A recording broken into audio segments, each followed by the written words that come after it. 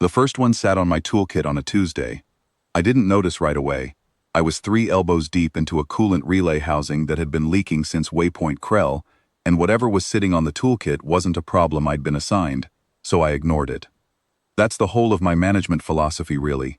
If it's not on the work order, it can wait. I noticed it when I reached back for the compression driver, and my hand landed on something warm and dense that made a sound like a low-pressure steam valve easing off. Not quite a growl, not quite a purr. Somewhere in between, the way old machinery sounds when it's deciding whether to cooperate. I looked. Matte black fur, thick as insulation bat. Ears edged in silver, folded forward. Eyes the color of forge coals, amber orange with a dark ring. About the size of a well-fed tomcat, sitting on my driver's set, with its tail wrapped around its own feet, watching me with the specific attention of something that has made a decision and is waiting to see if I'll argue. I said, "Off." It did not get off. I said, "That's a precision instrument set, not a cushion." It blinked, very slowly, once. I reached carefully around it, pulled the compression driver from under its left haunch without disturbing it significantly, and went back to the relay housing. This took some negotiation. The cub watched me work with unblinking ember eyes, and, after about 4 minutes, stood up, walked the full length of my toolkit case, stepped off the far end onto the deck, circled my left knee once, and sat down against my thigh. I finished the relay. When I packed up and stood, the cub stood too, shook itself once, and followed me down the corridor, toward Bay 6, at a distance of approximately 2 feet. I did not think very much about this. It was a Tuesday. I had 11 more work orders.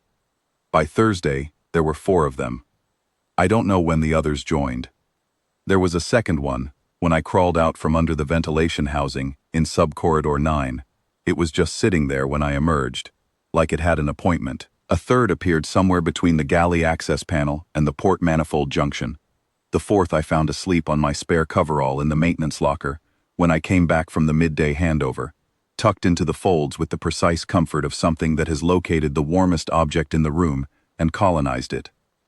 None of them were large, none of them were loud. They made the steam valve sound occasionally, and they had opinions about where I sat. They preferred my left side, and would rearrange themselves with quiet insistence if I shifted position, but mostly they were simply present. Where I went, they went. When I stopped, they stopped. When I crouched into a tight access shaft, I would emerge to find them waiting in a row at the shaft mouth with the patient, slightly reproachful look of people who have been left behind, and would like this noted. On Friday, Deck Officer San found me eating a ration pack in the maintenance bay, with all 4 cubs arranged at my feet, like an honor guard, and stopped in the doorway with an expression I'd only seen once before, on a man who had stepped outside on Kareth 7 in winter and found the temperature considerably more serious than forecast. "Voss," she said carefully, "those are Sethrak cubs." "I know," I said. "The Sethrak are classified as a Tier 4 guardian predator." "I know that too." "You're feeding them." I looked down. One of the cubs had, at some point in the last 30 seconds, climbed onto my knee and was eating the second half of my grain cracker with a focused, methodical precision that suggested it had given this task serious thought. The other 3 were watching it with the alert attention of junior colleagues, observing a senior colleague's technique. "Apparently," I said. San stood in the doorway for another moment, then turned and left without closing it. I heard her on the comm about 40 seconds later, voice level, reporting the situation to the handlers. The handlers arrived in about 8 minutes. 4 of them, in full articulated plating, carrying catch poles with padded collars. Standard Sethrak containment protocol, which I'd read about in the station manifest when we took on the breeding pair at Waypoint Krell. The protocol was apparently developed after the last time someone tried to move Sethrak cubs without the parents' acknowledgement, and it involved a lot of slow movements and no sudden sounds. They stood at the bay entrance and looked at the 4 cubs. The 4 cubs looked at them. Then the cubs looked at me. Then, with a collective air of having considered the matter and found it uninteresting, 3 of them lay down against my leg, and the 4th resumed eating my cracker. The handlers stood there for 11 minutes. I know because I was watching the work clock. At the end of 11 minutes, the senior handler, a tall, gray-scaled Vethian named Oris, lowered her catchpole and looked at me with something that wasn't quite accusation and wasn't quite resignation. "How did you do this?" she asked. "I didn't do anything," I said. "They sat on my toolkit." They've never approached a human crew member before. They've barely approached their own handlers.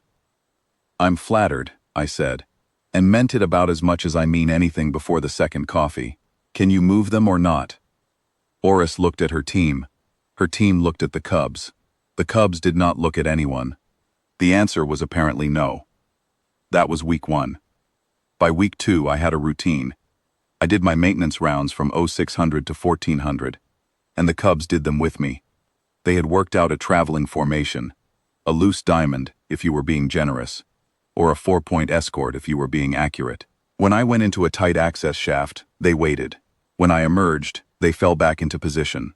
When I stopped to log a repair, the 2 nearest ones would sit, and the other 2 would orbit the area perimeter, checking angles, before settling. I gave all 4 of them names, because the Cubs was getting unwieldy. The one who'd sat on my toolkit first, I called Bolt, for the silver streak along her left ear. The grain cracker thief was Rivet. The 2 who did the perimeter checks were Cotter and Pin. I did not tell anyone their names. This seemed like information that would result in a conversation I did not have the hours for. The crew found the situation remarkable. There was filming. I know because I kept walking through people's footage, which slowed the rounds. The Vethian junior engineer Merrick spent an entire shift pretending to inspect the same conduit junction just to watch Bolt follow me through the B-deck corridor, and I had to go back and re-inspect it myself because his reading was logged as 0.4 when the correct figure was clearly 0.8. The armed handlers followed us at a respectful distance for the first 3 days. After that, they kept the distance but stopped carrying the catchpoles, and after another 2 days, they mostly just filed daily observational reports and checked in with me at shift change. The Sethrak parent, the adult, we almost never saw. Once or twice I caught a shape in the deep cargo shadow at the far end of Hold 7, something very large and very still that wasn't crates. The manifest listed the adult as 2.4 meters at the shoulder. I believed it. The shape in the shadow had a presence, the way a very large and very old piece of machinery has a presence. Not aggressive, not dormant, just extremely, densely there. Aware of everything, deciding nothing urgently. The Cubs seemed unconcerned about the adult's proximity. They were unconcerned about most things. They had determined that I was their person, and they were managing my movements accordingly. And whatever the adult thought about this arrangement, it had not intervened.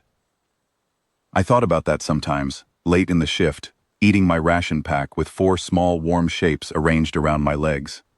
The adult had watched me for almost 2 weeks.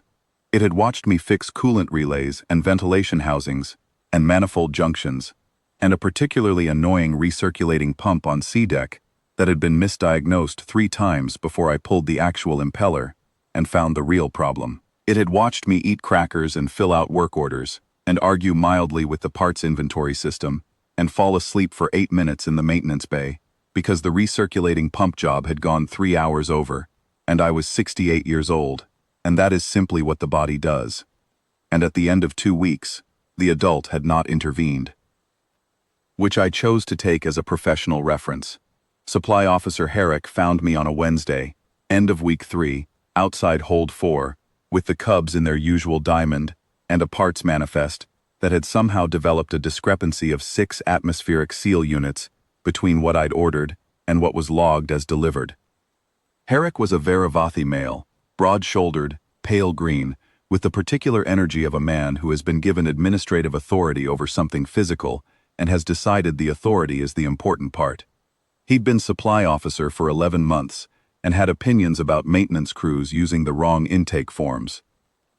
"These are supposed to go through the secondary inventory channel," he said, and jabbed the manifest reader at me in the way that people jab things when they're more interested in the jabbing than the reading. "They did go through the secondary channel," I said. "That's why I have a confirmation code on line 7. The confirmation code doesn't override the allocation approval. The allocation approval is on line 9. He looked at line 9, which did in fact contain the allocation approval, And the problem with being the kind of person who makes a point of jabbing manifest readers is that being wrong doesn't diffuse the jab energy. It just redirects it. He stepped forward, put his hand on my shoulder, and shoved. Not hard, not viciously, the kind of shove that is meant to communicate authority more than cause harm. A move-along shove. The kind you use on people you've decided are beneath the dignity of actual conversation. I'm 68. My balance isn't what it was. I stumbled back 2 steps against the hold wall and caught myself with my hand. I heard Bolt make the steam valve sound, but sharper, higher. And I heard Pin and Cotter get to their feet, which I knew from the particular click of their rear claw pads on the deck. And then I heard nothing, because the hold 4 corridor had gone extremely, completely, thoroughly quiet. I straightened up and looked at Herrick. Herrick was not looking at me. His eyes were fixed on a point over my left shoulder, somewhere behind and above me, and his color had gone from pale green to something that didn't have a good name, the color of a man whose body has just completed a very rapid and very honest threat assessment and filed the results somewhere he couldn't argue with. I turned. The adult Sethrak was in the corridor. I hadn't heard it come. I don't know when it came. It was simply there, the way a weather system is simply there when you step outside. Not arrived, just present. And clearly present for some time. 2.4 meters at the shoulder was right, maybe underselling it slightly. The corridor, which was a standard 2-meter wide maintenance passage, accommodated it the way a doorway accommodates a large man who is choosing not to duck.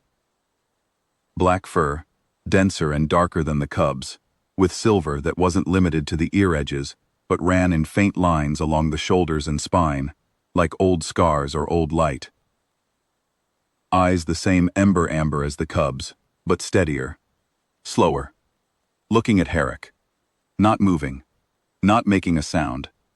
Bolt and Rivet and Cotter and Pin were sitting in a precise line to my right, also not moving, also not making a sound, with the focused attention of junior colleagues waiting to see how a senior colleague handles a personnel matter. I said easy. I said it the way I say most things, flatly, without particular inflection, the way you'd say it to a piece of equipment that was reading a slightly high temperature, not afraid, not commanding, just noting that we were fine, and everyone could settle. The adult looked at me. Then it looked at Herrick again, for a long, slow, complete moment, the way you look at something you are deciding to remember. Then it turned, which took some time, in that corridor, and walked back into the shadow of Hold 4, and was gone. Herrick stood against the opposite wall for about 40 seconds.